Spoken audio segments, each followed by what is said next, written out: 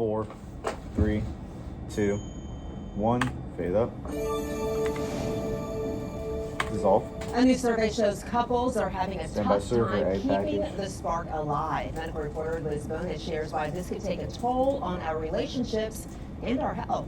Take. Hey, Beverly, intimacy can take on a lot of forms. A simple walk like this in the sunset may help you feel connected to a spouse or a partner. But this new survey found many of us are not carrying this connection Stand by into a CG3 very to important part router of our 4. lives, sexual intimacy. Anchors can go to the weather desk. More than 2,000 couples were asked about intimacy in this Talker research survey. 1 in 4 said they share sexual intimacy with each other only about once a month. Dr. Chris Toole of Ohio's Linder Center of Hope says one of the top reasons, People really prefer to go to bed and sleep. yep, we're too tired.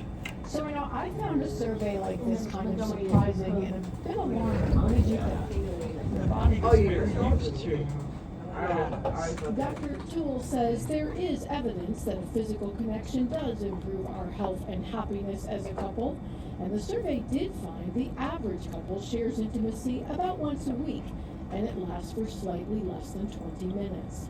Younger couples were slightly higher, and about 4 in 10 of us did say we were extremely satisfied with our sex lives. As for what's getting in the way, after fatigue, it's health concerns. It's 2:10. And Got then just kids' under a minute. parenting demands, money stress, and technology distractions. Dr. Toole, who specializes in electronic addiction therapy, says technology, especially in the bedroom, can disrupt intimacy. I think, the more that we can be connected with one another is a key factor. And speaking of technology, he says, so can continued exposure on that technology to something that 30 changes seconds. desire. Stand by People's CG3 access to to- router 4. Pornography.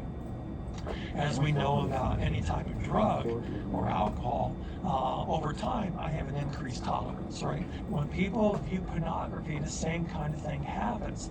Dr. Toole says if you're unhappy with the intimacy or any part of the 10 relationship, seconds. start with a conversation and see if your partner or your spouse will talk to a therapist that specializes in this kind of connection. Stand by. With your health news, I'm Liz Bonus reporting. And take. 7 News on your side at 5 a.m. And reveal. And right now on 7 News, we are on a weather alert this morning. Here is a live look from I-66 near The weather Centerville. to server B. Man, it's raining, it's cold, it's slick in shit. some spots, and that could It's cause not some good. problems for your morning drive, which is looking good right now.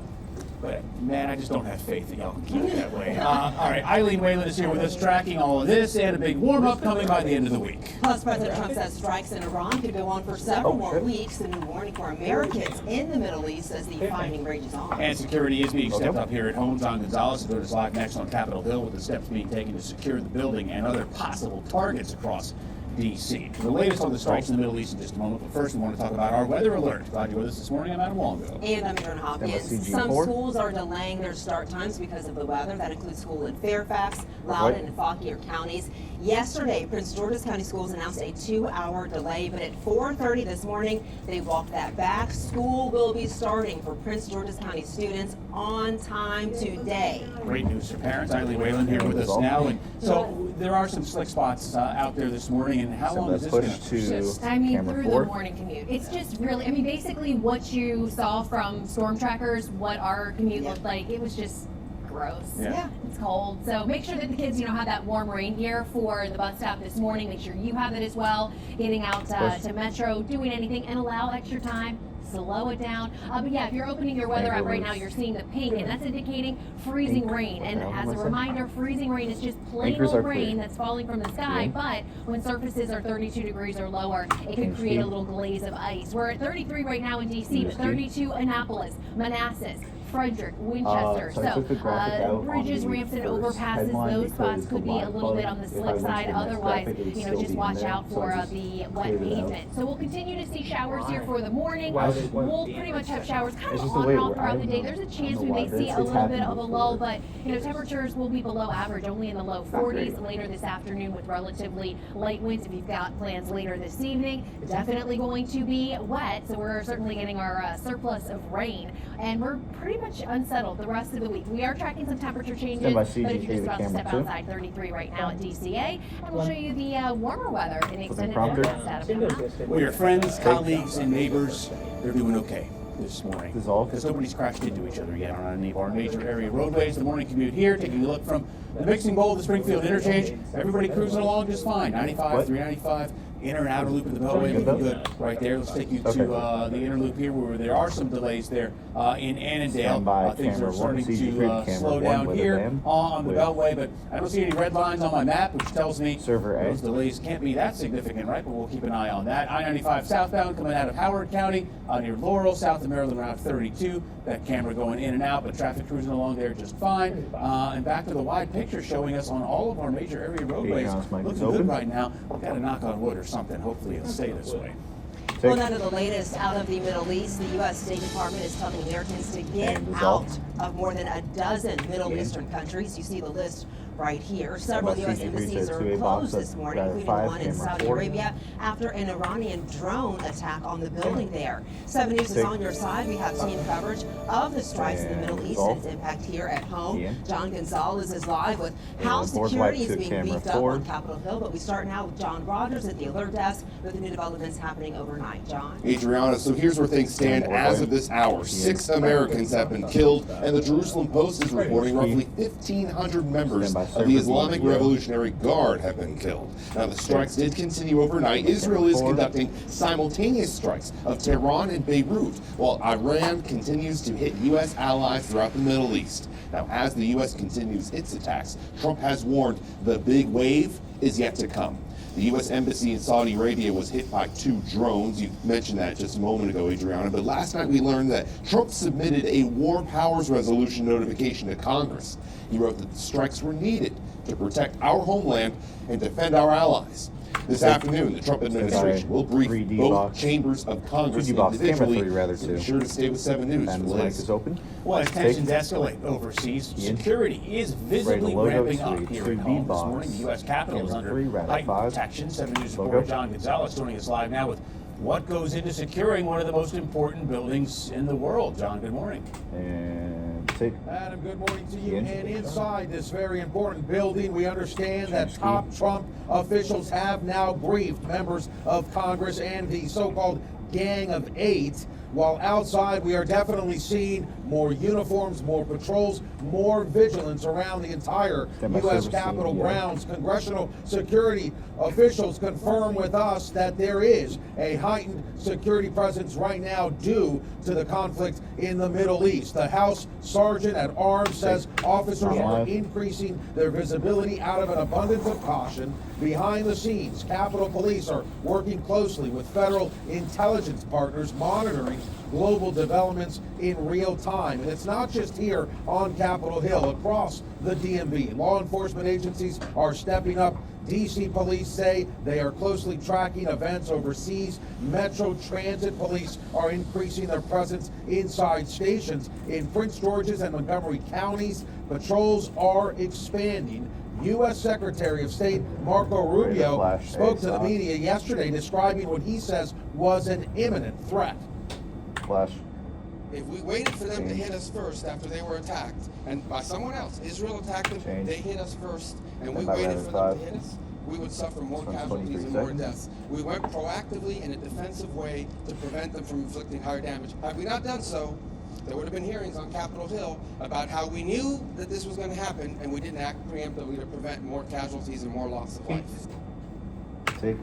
Now, we want to be clear, authorities here in the United States say there is no known threat right now, but even so, they are warning U.S. travelers that are planning to travel into the Middle East. The State Department updated advisories for Israel, the West Bank, Gaza, and several Gulf nations, urging Americans to reconsider or avoid travel to that region of the world. Reporting live on Capitol Hill, John Gonzalez, 7 News. With Iran's supreme leader dead, ending a nearly 40-year rule, there are 2 major questions. Who is now running Iran, and what comes next? 7 News' Christian Flores spoke with a prominent opposition leader who fled Iran 20 years ago. He shares with us what he thinks must be included in the country's future. They broke my rest. They destroyed my knee. They broke 50 bones in my body. Amir Fakhrivar wears his past on his face and body. A lot of scars on my face. Permanent reminders of why he left his home country of Iran. When I was 16, that was the first time I was arrested. The charge was criticizing the Supreme Leader. I spent more than 5 years in prison under torture, in solitary confinement. Trust me, the tortures in the Iranian prison is not easy. That pain and suffering birthed a revolution.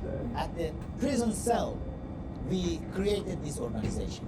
Fakhrivar and fellow political prisoners created the National Iranian Congress, an organization that has pushed for regime change in Iran. A change that could be on the horizon in the wake of joint U.S.-Israel military strikes, killing the Ayatollah. The entire world have been waiting to see him getting killed. And that is one of the moments everybody will remember. What is next for Iran? What do you hope happens next? What are the steps that need to be taken? The answer is not to go back to another absolutism, either king or supreme leader or whatever. The answer is to go toward a constitution, rule of law. Every nation needs one Thomas Jefferson to come up with the idea of constitution. Fakhrivar wants to construct a constitution with collaboration. We invited the various opposition figures to come together from the different groups, to come together and start the conversation. Conversation leading to words on a page. This is possible. If it was not possible, last week, 3 days ago, after seeing the supreme leaders getting killed like this, it's very possible. And fighting for life, liberty, and equality before the law for everyone. Christian Flores, 7 News. And Mark White. We do want to hear from you, so take out your phone, scan this QR code on your screen to let us know. Do you support or oppose the military attacks in Iran right now? 53% of you say you do support Operation Epic Fury. You can also find this poll on our website, WJLA.com. And of course, stay with 7 News. We'll continue our coverage of the latest breaking developments out of the Middle East throughout the morning. You can also get breaking news alerts sent straight to your phone by downloading the free 7 News app. New developments in the deadly stabbing that happened on the Beltway. We are learning that the suspect accused of killing a woman in an apparent road rage incident worked for the State Department. The agency tells 7 News that 32-year-old Jared Yamato was a foreign service officer. They represent the U.S. at embassies and consulates around the world. Virginia State Police say Sunday afternoon Yamato stabbed 4 people and a dog. A woman and a dog died. A trooper fatally shot Yamato. We'll take a close look at this man on your screen here. Police are looking for 28-year-old Brian Bettenker of Silver Spring. He's accused of assault and battery on a Silver Line Metro train. This happened late Sunday night. If you see him or know where he may be, call Metro Transit Police. John, take. Next, voters in part of Fairfax County are headed to the polls today. I'll tell you about this special election that's being held and the seat that's up for grabs. Logo. And AI keeps getting smarter, which means fraudsters are getting better at scamming you. I'm going to share some tips on how you can keep from becoming the next victim coming up in less than 4 minutes. And dissolve. Mic plug in, music up, and fade all. Do we know why her mic